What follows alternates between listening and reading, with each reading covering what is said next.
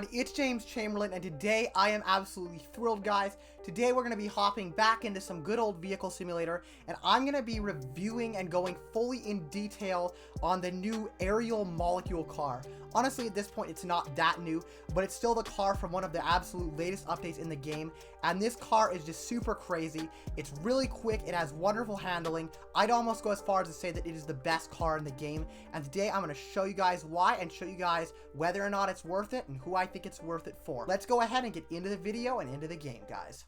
Alrighty guys, here we are loading right into the game to go ahead and take a look at the Molecule. So here we are in the game, and if you guys do remember, in my last video where I covered the update, which is actually quite a while ago now, I did actually show off the Ariel Molecule and provide some thoughts on it. But today we are back, and I have grinded for my very own Ariel, and I'm going to be showing it to you guys today. So let's grab the Ariel. As you can see, it is one of my top favorites, so it is right here up at the front. And let's just hop right into this car.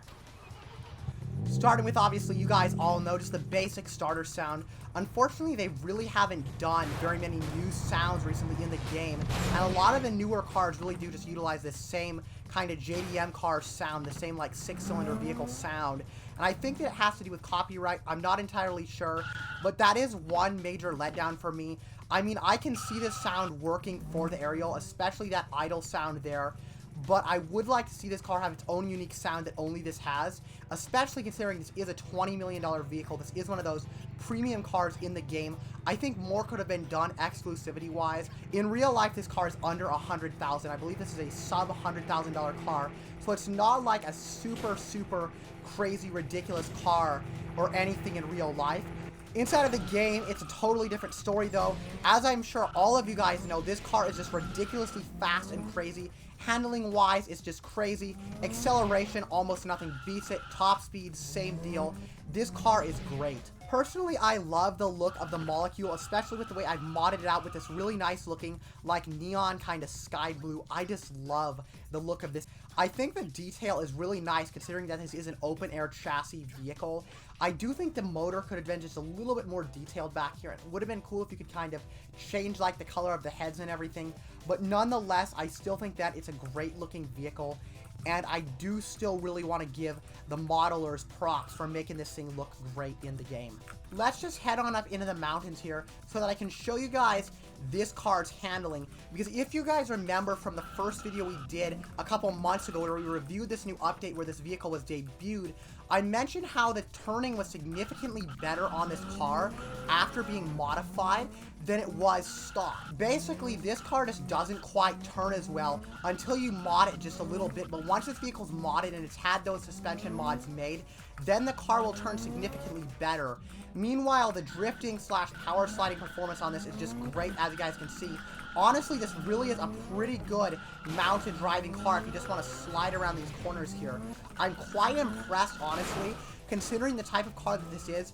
It's more of, in real life, the type of vehicle you'd want to use to just go ahead and hit apexes around turns. Here in the game, though, this car is equally good at, if not better at, just sliding around the corners with epic power slides and drifts, which is a lot of what you're going to see here as we go around the bends. We are coming into something pretty quickly. Let's see what we can do there. Dang it, I kind of lost it right there. But as you can tell, this car recovers really quickly. Like, if you do mess up on a turn, this thing recovers quite fast, which is really great. Some of the cars just take a little bit of a while, but not this one. It recovers really quickly.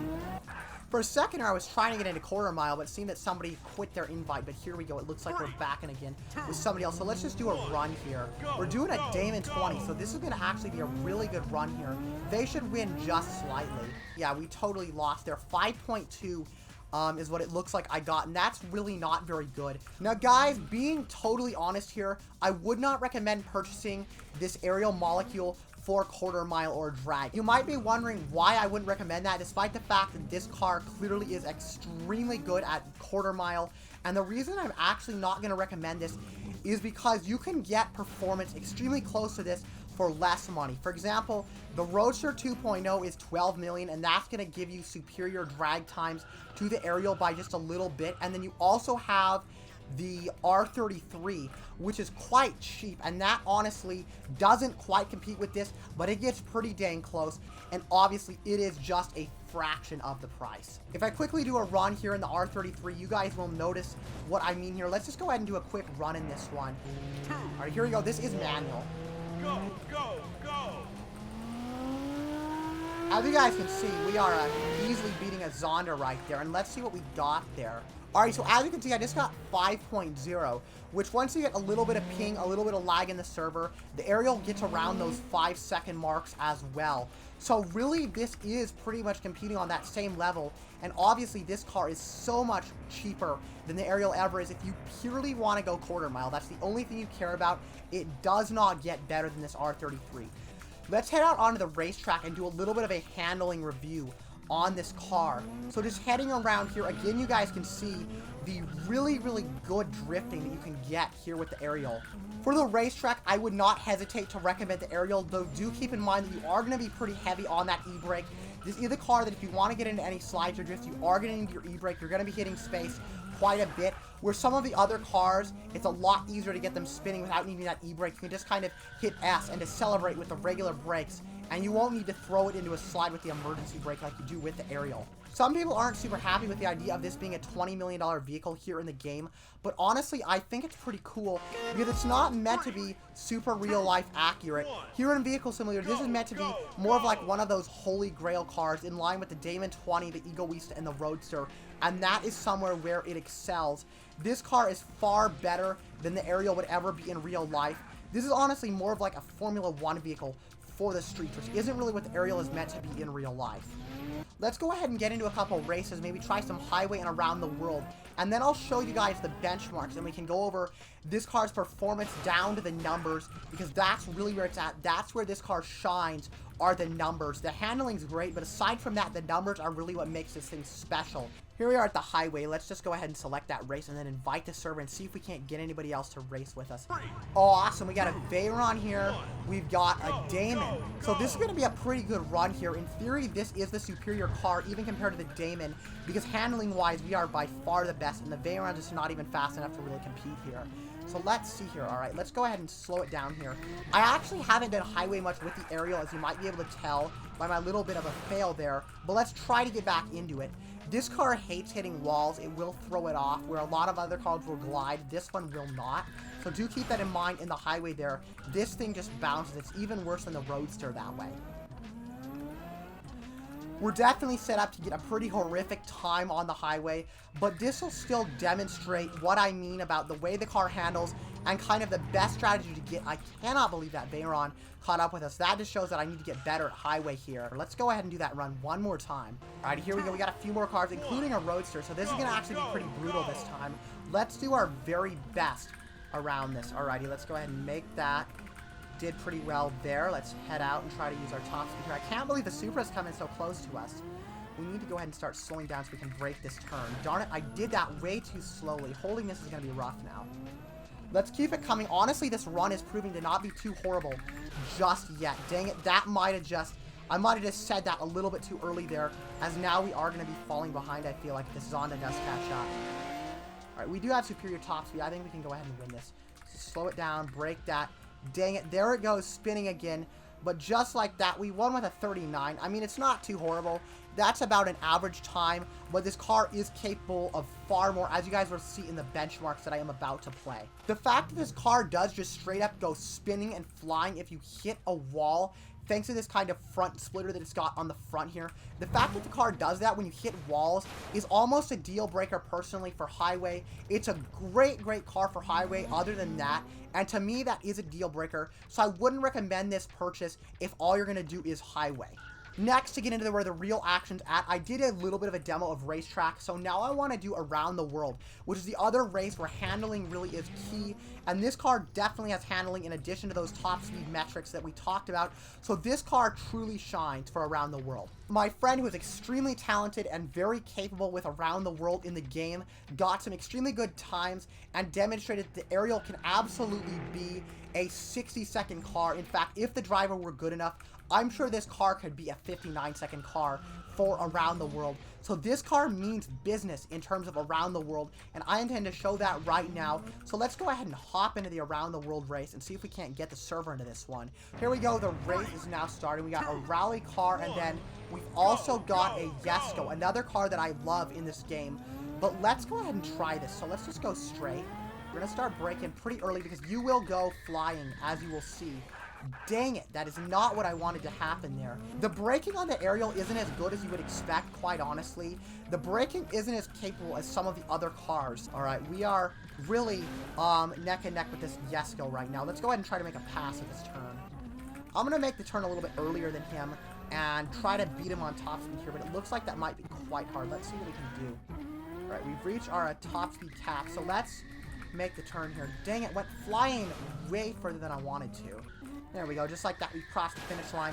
Nothing really to say about that time other than that it sucks, but I was able to cross the finish line and kind of just show you guys what you can expect handling-wise. I just love this thing. It is such a dream to drive around. Now, guys, I'm kind of showing you guys the main races that all of you guys are going to care about. Let's get into the real numbers, the real nitty-gritty metrics. I'm going to go ahead and run the benchmark of this car. I did a very comprehensive benchmark comparing this and all of the other expensive cars and comparable vehicles in the game.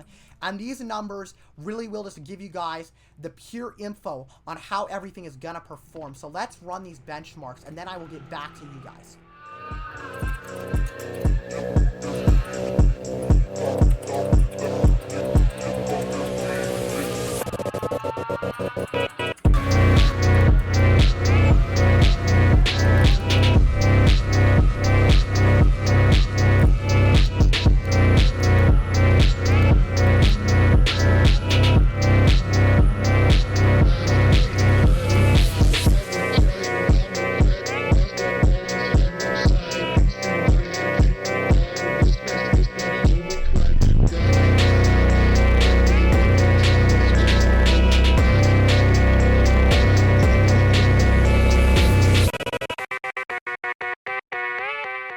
Now that we've gone through all those numbers, I think it's time to go ahead and reach our final verdict.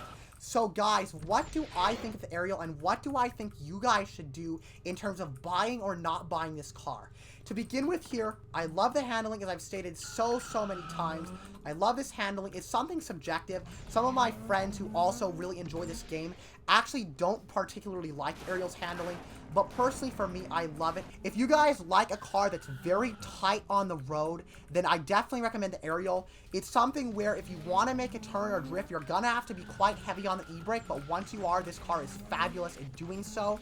Unlike some of the other cars that are a little bit looser, there is nothing loose whatsoever about this car. Racing-wise, for racetrack, I love this thing's handling. Same goes for around the world. This is a great around the world option. It's got all the top speed you could ever need for that race, and it's got the handling if you do like that kind of heavier, more stuck to the road style of handling. For highway, as I stated, this car is severe overkill, and again, in addition to it being overkill, this kind of front splitter just is a bit of a deal breaker for the highway, as you really have to make sure that you don't even tap the walls or you're gonna go spinning, kind of like with the Roadster. So I don't actually recommend this as a highway vehicle despite the good handling.